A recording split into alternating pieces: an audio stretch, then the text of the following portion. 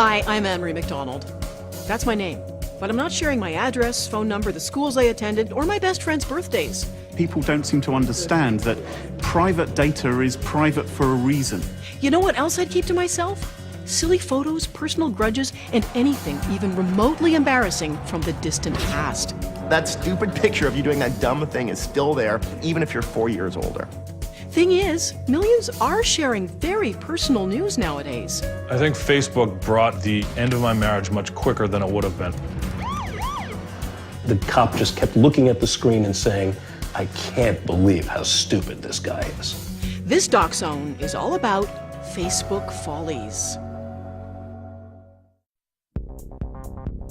Human beings, by nature, are social creatures. One of our most basic and primitive needs is to connect with others. When the telegraph was invented in the 19th century, it changed everything. And all the innovations in communication that followed served the same purpose: to bring people closer together. Some of you have probably already heard about Facebook. We record our lives, we interact with others, and without a care in the world, we share our personal experiences online. You could say it's a modern version of the old primitive need. I tweet, I post, I blog, therefore I am. But all of this sharing comes at a personal risk. If you don't believe it, ask the man at the top. I want everybody here to be careful about what you post on Facebook. I remember believing in the early days that Darwin would have an effect. People would learn from their past mistakes, and I'm afraid it's not happening.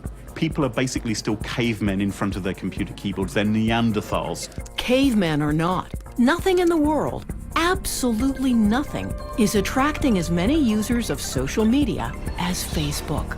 Facebook is a massively multiplayer online role-playing game in which the objective is to collect friends. You're not anyone on the internet if you're not on Facebook. Simply put, social media is changing the way people interact. In many cases, it's a bumpy ride. All that personal information being shared with people we've never even met, with consequences down the road that are impossible to predict. How crazy is this, really? Well, just ask the kids.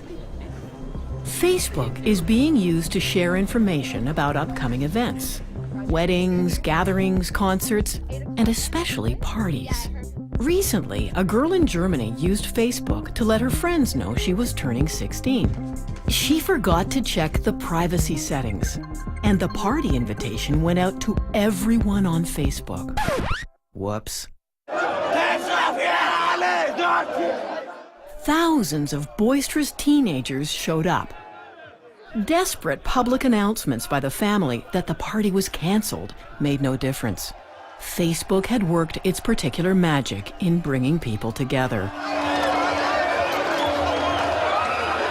From Facebook, she tells that there's a party right now here, but I don't get in. The birthday girl, 16-year-old Tessa, was nowhere to be seen. She had fled to her grandparents' place earlier in the day.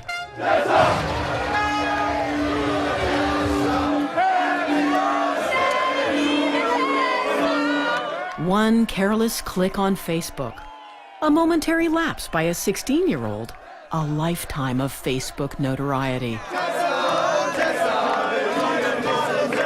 Tessa found out fast what the consequences of a Facebook mistake can be. But it doesn't always play out this way. Sometimes it can take years.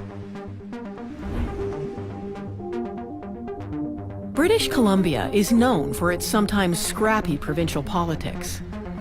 This is one of its many ridings, Vancouver Falls Creek, a mix of residential and commercial. In 2009, this was a Liberal-held riding. The provincial NDP wanted to change that, and they thought they might with a fresh candidate, someone completely new to politics. Their candidate? Ray Lamb, younger than your average politician, and ready for a new way of doing things. I saw the potential of Facebook and Twitter, and I tried to use that to communicate with my constituents. Facebook did play a part in Ray's campaign, but not at all in the way he imagined it would. Just as it was getting off the ground, his political career came to a sudden and spectacular end. All thanks to some old photos found on Facebook and leaked to the media by his liberal opponent. They were high school photos. In that context, it's fairly innocuous, but the context that it was put in during the campaign made it a lot more volatile than it actually was.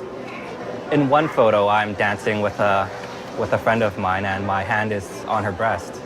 In another photo, I have two friends that are looking at my underwear. The pictures, taken years before and mostly forgotten, were preserved in a quiet corner of Facebook. The news wasn't covering NDP policy decisions anymore or the NDP platform. They were talking about these Facebook pictures. I thought they showed a lack of judgment. It's his age, you know, we all recognize that, but when you're in politics and you're going to be a public figure, it's important that you recognize that. Ray took the decision to step down and quit the race. A political career dashed to pieces by some random high school photos. For Ray, it's a lost opportunity and more than a little unfair.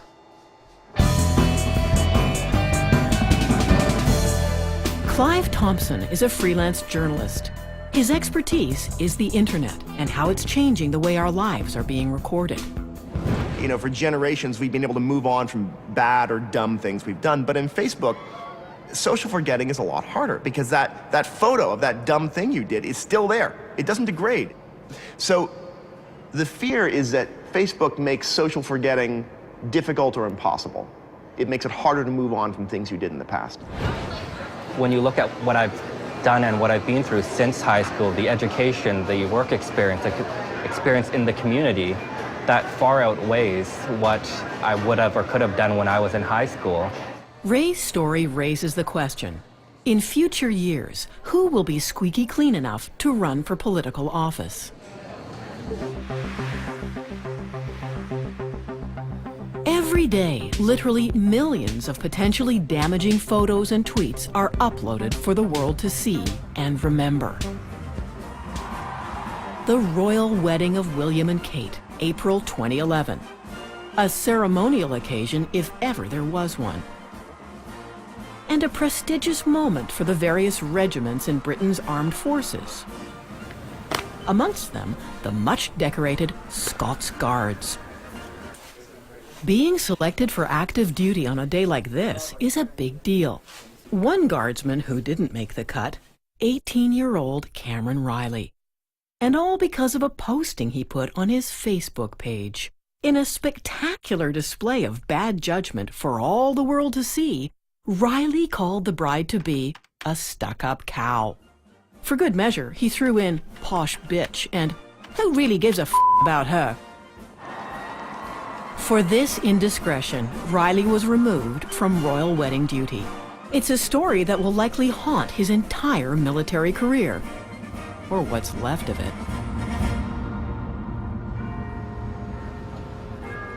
Another Briton who probably wishes he had kept his thoughts to himself is 26-year-old accountant Paul Chambers. Chambers had bought a ticket to fly from a small regional airport to Belfast to visit his girlfriend. 9 days before he was due to fly, the airport was shut down by a snowstorm. Chambers decided to send the airport a friendly warning via his Twitter account. Crap. Robin Hood Airport closed. You got a week and a bit to get your shit together. Otherwise, I'm blowing the airport sky high. Bad idea, Mr. Chambers. Because of the public network used to carry the tweet, airport staff were alerted to it, and they failed to see the joke. Chambers holds the distinction of being the first person in the UK to be prosecuted under the Terrorism Act for remarks made on Twitter. Because of all the fuss, he was fired from his job as a financial manager. So, what was he thinking? You look at the actions of this guy and you sort of shake your head and you're like, are you some sort of an idiot? But then on the one hand, it's like, well, he's just in this collision point in society between a world where if I say something, only the people in my room are going to hear it, and where if I say something online, everyone's going to hear it. And he hasn't quite got his mind around that yet. In the end, the judge fined Chambers the equivalent of $1,500, and he was banned from the airport for life. Unrepentant, Chambers responded to his conviction in yet another tweet. I'd like to thank the Crown for their level best efforts in f***ing up the life of an ordinary citizen. I love Britain. And who would have thought a charity car wash could cause a problem? Well, it did in South Carolina last year at a small-town police department. An officer, on duty, stopped by to have his police car washed by women wearing bikinis. Inevitably, someone took photos, and the pictures landed on Facebook. The local police chief was not amused. He said it was a violation of the rules governing the use of police vehicles. It reflected badly on the force. The officer in question was fired. You see how this works? Someone posts a picture. Big problem for someone else. Inappropriate photos don't just trouble small-town America. It happens in the nation's capital, too, affecting people who you might think would be more savvy with their tweets. Well, it turns out... Mr. Speaker! That's not necessarily the case. Be in order. Enter U.S. Congressman Anthony Weiner. He found out the hardest way possible that tweeting this picture of his package was a colossal blunder. I'm deeply ashamed of my terrible judgment and actions. Inevitably, the congressman was forced to resign. And everywhere, people shook their heads and asked, what was he thinking? The fact is, many people appear not to think before they send out a tweet or post something on Facebook. They are taking a huge risk because you never really know who your friends are. Here in the peaceful heart of the English countryside, there's a battle going on. It's a global war over privacy and personal information. Inside this custom-built state-of-the-art facility, a company called Sophos intercepts computer viruses of all kinds. The company's job is to protect some of the world's largest corporations and government departments against cyber attack. Every day at Sophos, they see the unhappy results of people being careless with personal data. Graham Cluley is one of the company's senior technology consultants. Part of his job is to keep a close eye on Facebook. What most people don't understand about Facebook is it's not being done for love. It's a business. And it's not even free. You may think, well, I'm not paying for this. Well, you are paying for it. You're paying for it with your data. You're giving away personal information, which is a commodity to Facebook, which they can sell on to others. So you actually are the product which Facebook is selling. You, the product, along with your date of birth, your likes and dislikes, your email address, your interests and hobbies. Sophos suspected that, as a rule, Facebook users are far too loose about giving away their personal data. To prove it, they created a Facebook page for a small plastic frog and invited 200 complete strangers to become Facebook friends. Almost half the sample jumped at the chance to share their personal information with Freddy the Frog. Their full name, list of friends, educational information, on and on they went. There's a general problem here, though, that people don't seem to understand, that your private data is private for a reason. Once it's on the internet, you can't ever drag it back. It's out there forevermore, and that's it. You've lost it. It means someone else can steal it in future. It happens all the time. Computer hackers and fraudsters stealing other people's identities to make money. And more, it's happening on social media. It's a truth of human history that whenever a new technology comes along, one of the first people who are going to exploit it are criminals, because it gives them a new way to reach into people's lives, to gull them, to dupe them. And you saw that with email, you know, like scam email things. Now we're seeing it with Facebook.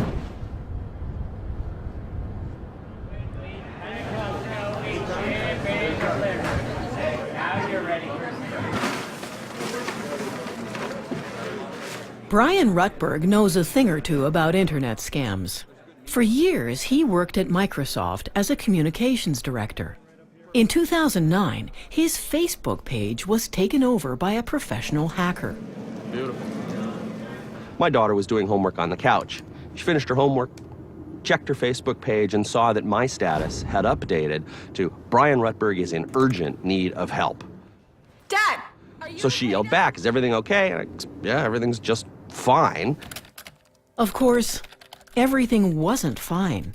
The hacker was methodically contacting all of Rutberg's Facebook friends, telling them that he was in big trouble. I've been held up at gunpoint in London. I'm here with Sharon and the kids. Of course, they knew my wife's name because she was a friend of mine on Facebook. They could see my pictures.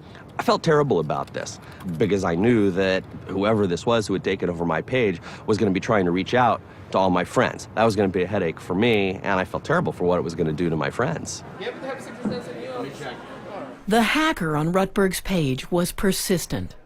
Before long, he found someone willing to send money to a Facebook friend in need. Rutberg's longtime friend Benny stepped up. In the end, he sent over $1,200 in 2 separate payments through Western Union, and someone in the UK went to the Western Union office and picked it up, claiming to be me. This cry for help scam has its origins centuries ago in the reign of Elizabeth I. Back then, the victims were conned into handing over money to help release Englishmen supposedly locked up in Spanish dungeons. It's known as the Spanish prisoner scam. And 400 years later, high-tech descendants have found their way onto Facebook. Facebook is the fastest growing hotbed of computer crime that exists on the internet. There's more crime, spam, scams, malware taking place on Facebook than anywhere else. If you want to go into the cybercrime hub of the world, right now, it's Facebook. When we come back, the face of crime on Facebook for all the world to see. We've even seen criminals and burglars post pictures of themselves at the burglary scene with the money in their hands and posted it up on Facebook.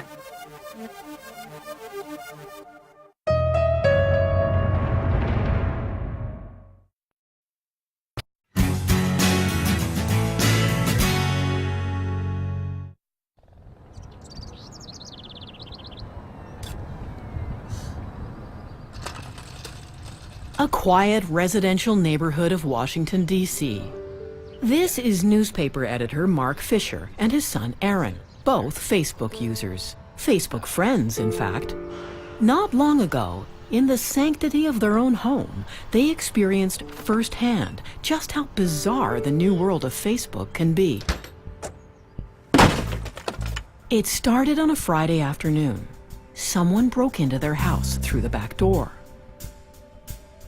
The burglar worked his way through the rooms, taking anything that caught his eye, including some cash and Aaron's laptop. He also helped himself to a brand new winter coat that had just been delivered from Macy's. The thief was long gone before Aaron got home from school, realized things were missing, and emailed his parents. First thing we knew, we got an email and the subject line was help. The Fishers immediately called the cops and rushed home, arriving just before the officers did. The police threw us out of the house in a matter of seconds so that they could search the house, see if anyone was still here. So far, a routine burglary. But then things took a strange twist. I got a text message from a friend who said, "Whoa, what's that picture on your Facebook page?" I ran upstairs to my dad's desktop computer, which was still there. I go onto Facebook, and sure enough, there's a picture on my Facebook wall. Before he had left the house with Aaron's laptop, the burglar had taken a picture of himself using the laptop camera, and he actually posted it on Aaron's Facebook page for the world to see. Instantly, it all came together, and I called one of the police officers into my office upstairs and showed him the photo and said, "That's your guy." He's wearing a big coat, and he kind of has this smirk on his face, and he's pointing to the cash with his other hand. The cop just kept looking at the screen and saying, I can't believe how stupid this guy is. Because not only did he take control of Aaron's Facebook account, but he then signed off Aaron's Facebook and signed on to his own account using the same computer, the same stolen computer. Police were able to trace the burglar through his Facebook account, and he was arrested and charged. 19-year-old Rodney King pleaded guilty and is now serving time in prison. It's not known whether he still keeps up his Facebook page. One of the problems we humans have is that we're often kind of bad at judging whether or not something we're doing is stupid or not, or is going to look stupid a year from now, you know? Because, like, particularly if you're young, you know, like, your identity changes very quickly, and the person you are at, like, 19 might be completely different from the person you are 2 years later. One of the challenges Facebook has is that, you know, we might put up a photo thinking this is really funny, and then 2 years later you're looking for a job and your potential boss is querying this. That stupid picture of you doing that dumb thing is still there exactly as it was the day you did it, even if you're 4 years older. Case in point, the riots in Vancouver after the Stanley Cup final. Literally hundreds of people posed for pictures and videos, many of the images destined for Facebook and YouTube. It was as if all that mattered were the pictures themselves, not the consequences sometime down the road. Everything was happening right then, right there, and nowhere else. Which, in the age of social media, is clearly not the case. Dr. Mark Fetterman is an educator and an expert in the way new media is changing the way people connect. The world is today a different place than the world in which many of us grew up. Our experience of the world seems so strange. There are people doing things that seem inappropriate. Old rules don't seem to apply, and we're really confused and conflicted about it. Because we're living through a time of massive transformation, the likes of which we haven't seen since the middle of the 16th century. A rich stream of the sights and sounds of that evening in Vancouver was available instantly online. The global connection that social media creates is all-seeing and never forgets. We are all connected. We all do things that affect one another. We all have an effect on people that we don't even know, on far places around the world. So it is important, I think, for all of us to realize that what I do here affects you there, because there is no there, there's only here. And online, everywhere is here. And right now can be forever. Immediately following the Vancouver riots, a new Facebook page sprang up. Its purpose was to identify rioters from the available pictures, to name them and publicly shame them. Some people called it an online lynch mob. Regardless, the site is full of pictures of people doing things they never imagined would be seen all over the world. And in real life, if you say something, if you do something, the people in your immediate vicinity will know about it, but really no one else, most of the time. Whereas on Facebook, if you say something or do something, the people that follow you will discover that, and some of the people you forgot were following you, that you friended a year or two ago, will see it, potentially, and maybe their friends of friends will see it, and maybe someone will cut and paste it and send it somewhere that you would never have dreamed of. And that is what a lot of people still don't get about Facebook. And pictures like this can be misleading. Who is actually rioting? And who isn't? What we think we see in a Facebook post may not be what is actually going on. It's a little more than an hour's drive from Montreal to get to the eastern townships. Here in Cowansville, there's a David versus Goliath struggle being played out. Meet Nathalie Blanchard and her lawyer, Tom Lavin. At the local courthouse, they are preparing to do battle with one of North America's largest insurance companies. In 2009, Nathalie was diagnosed with clinical depression.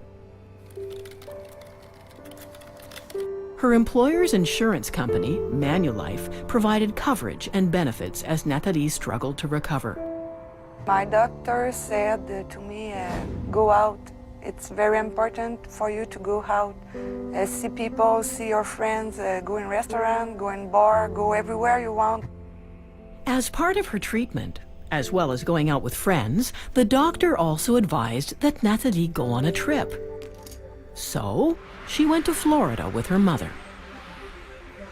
And she put some photos up on Facebook.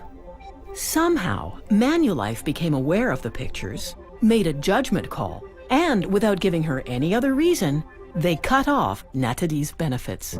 The issue is not whether or not they can use what is available to them on Facebook, it's how they use it. That is the problem, is the misinterpretation of what is on Facebook. If, hypothetically, you had a person who was diagnosed and suffering from clinical depression, which is a devastating disease, and the person's family takes them away on a vacation just as a change of scenery, the person posts a picture of themselves, if that investigator then says, aha, the person has perpetrated fraud, cut off the benefits, that fundamentally is wrong. When I put the picture on Facebook, it was only to hide the depression, and I didn't think about who's gonna see the picture. I just want to make people believe that everything is okay in my life. Cut off from her benefits, Nathalie lost her credit rating and, eventually, her house. You know the old cartoon that we see of a guy that's supposed to be off on disability with a broken back or something like that, and he's mowing his lawn and the detective is underneath a hedge with a camera. We don't have that anymore. Now we have Facebook, which is the same thing, exactly the same thing, except it's more efficient for the insurance companies to use. No one can make a medical assessment, can make a psychological or psychiatric judgment on the basis of an out-of-context picture posted on Facebook. Nathalie's case goes before a judge in 2012. Insurance investigators, privacy experts, and labor lawyers, literally all over the world, will be glued to the case. When we come back, young love, two complete strangers, and how a late-night Facebook chat changed everything.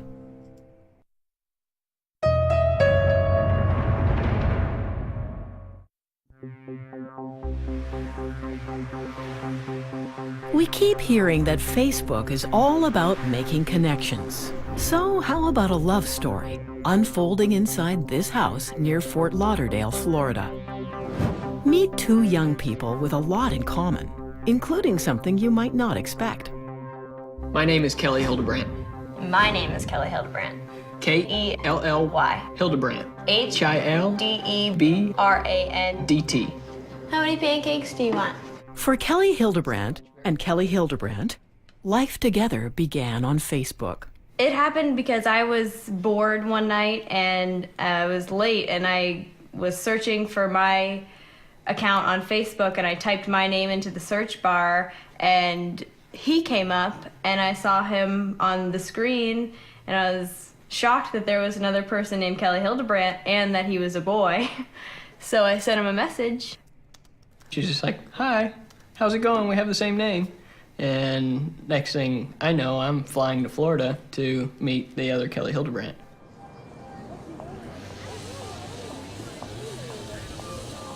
Of course, we found out that we had a lot in common other than just our names. Before I came out, I told my pastor that if she's the same person face to face that she is over the phone, then she's the girl for me. As it turned out, Kelly was the right girl for Kelly. Having made sure they weren't directly related in any way, the two of them got married in a Facebook fever. The chances are 1 in a million's million. The odds of someone having the exact same name, meeting 1,600 miles apart, and then just everything clicking and happening like it did was just amazing. The story of Kelly and Kelly's 1,000,000-to-1 chance meeting has been reported all over the world, and it even became fodder for the late-night talk shows. You know you're famous when Conan O'Brien makes a joke about your story. He told our story. He told our story. Kelly Hildebrandt marries Kelly Hildebrandt, and just recently, 100 men changed their name to Megan Fox. Yeah, on Facebook. It's part of the fundamental human condition to connect. There's that almost trite cliche that says, a stranger is a friend I haven't met yet. And in a world that is in such proximity, that's a marvelous thought to hold. Before Facebook, I would have never met Kelly, so I think that it shifted the way my life was headed. I am indebted to Facebook for my beautiful wife, because if it wasn't for Facebook, I would never have met the other Kelly Hildebrandt. Some people think one of Facebook's most inspired ideas is what's called relationship status. It quickly signals who's available and who isn't. And sometimes Facebook itself plays a leading role in the drama.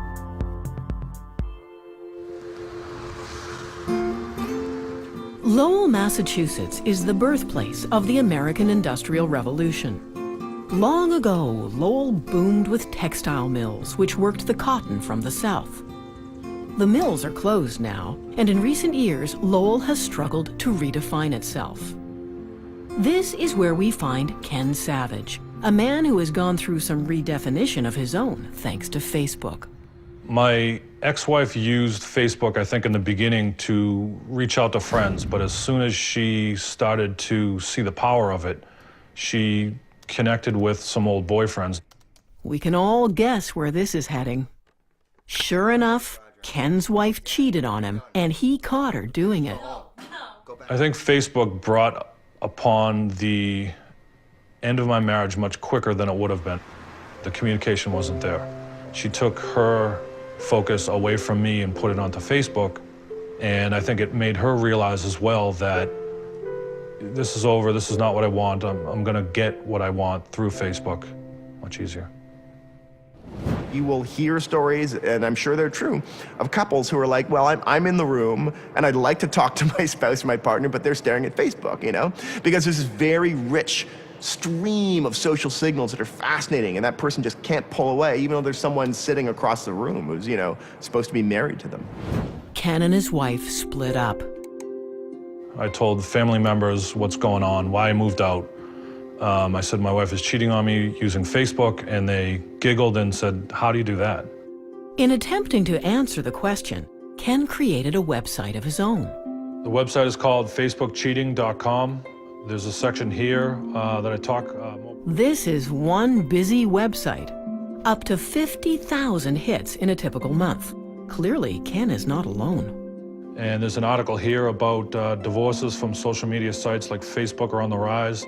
In a recent study conducted by a U.S. law firm, 1 in 5 marital affairs had a clear Facebook connection. Ken has lived through it. A marriage lost, and a new partner found, believe it or not, both on Facebook.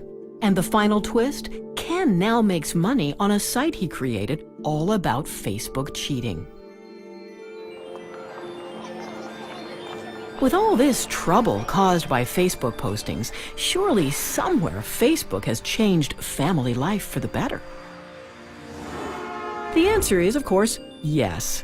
With almost 750 million users in the world, Facebook has helped to make some unexpected family connections.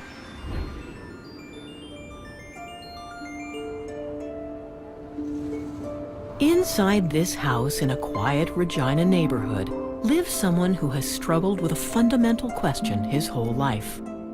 I never had a father's arm around my shoulders. I just never had a father in my life. Meet Jim Toth, educator, artist, world traveler, and one-time magician. Jim's parents split up when he was very young, too young for him to remember his father.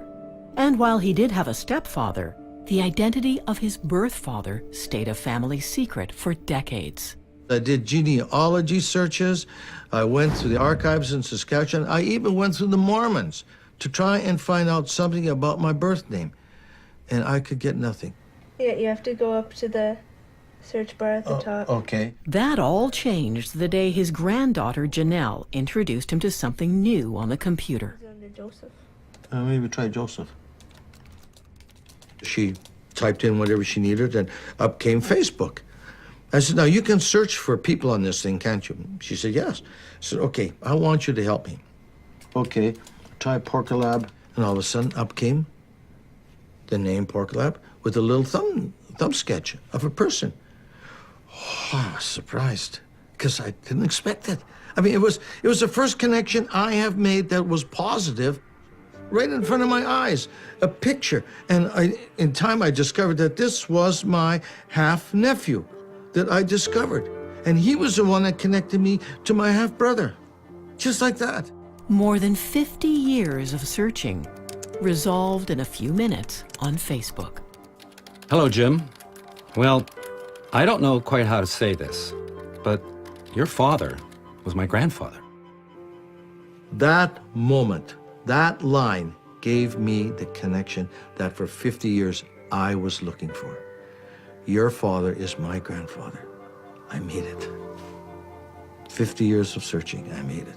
And Facebook was what enabled me to make that connection. So these little brokerages of personal contact that could never easily have happened or never happened at all in the past, happen daily now. And this is the delightful stuff. This is why people sort of, even if they're tortured by it, keep returning to the Facebook well, is because these magical things still happen. Jim met with his new family members this summer. What was lost has been found, thanks to Facebook. When we return, is it possible that Facebook could make headstones and cemeteries things of the past?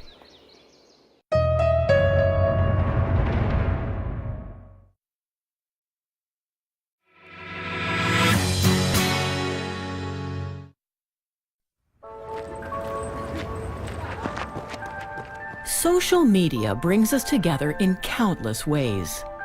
For people at the beginning of life's journey, it's impossible to imagine the world without texting and Twitter and Facebook.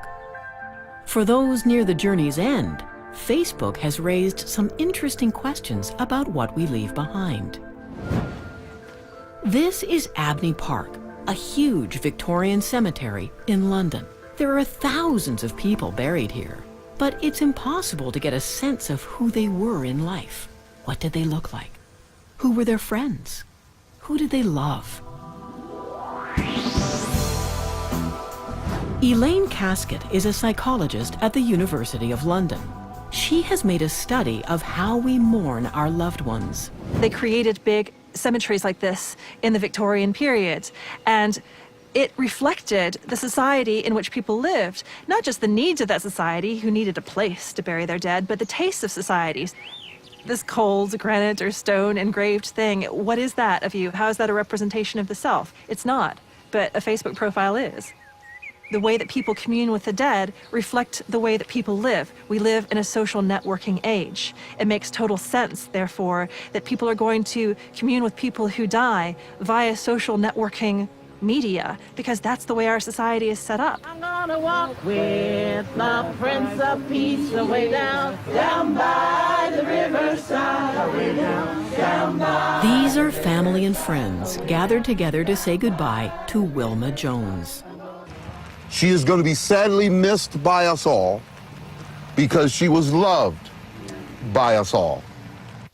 Wilma was a Facebook user.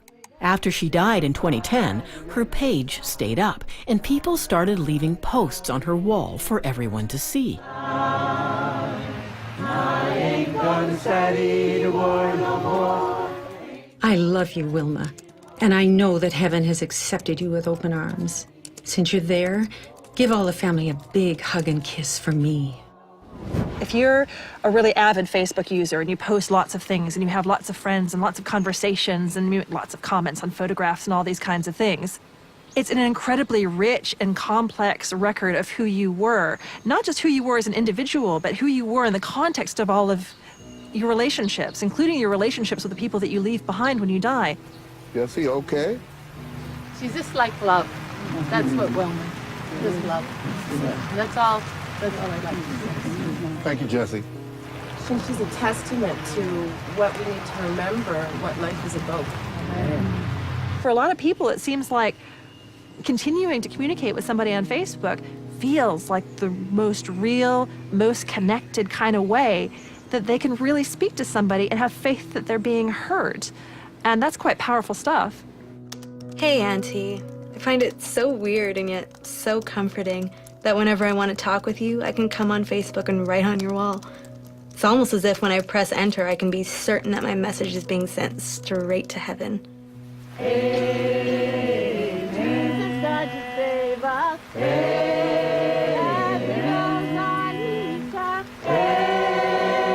So one does wonder whether in the future, one wonders whether there will still be places like this, full of grave markers like those that surround me here, because when it's hard to imagine the need for it when there's such a vivid representation of the person that you lost right there in front of you on your computer screen or on your phone screen.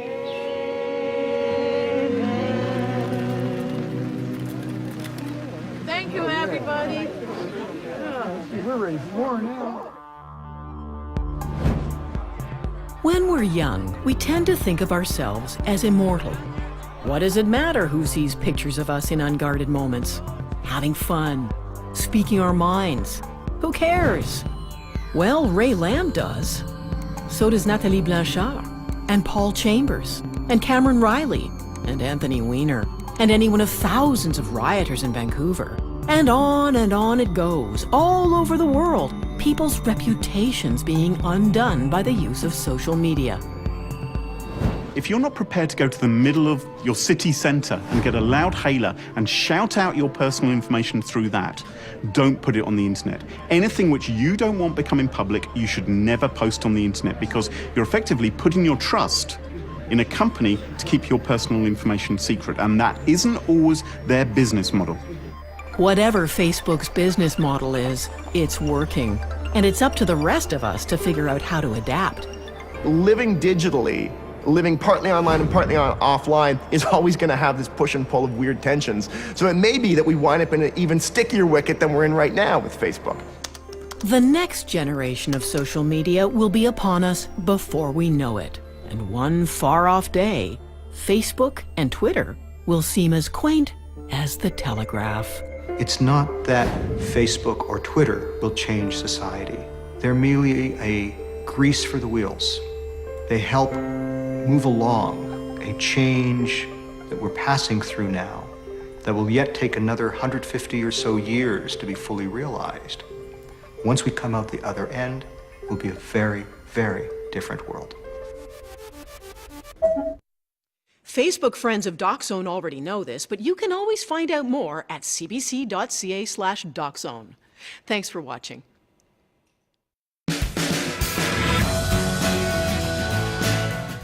Join us in 2 weeks for the nature of things.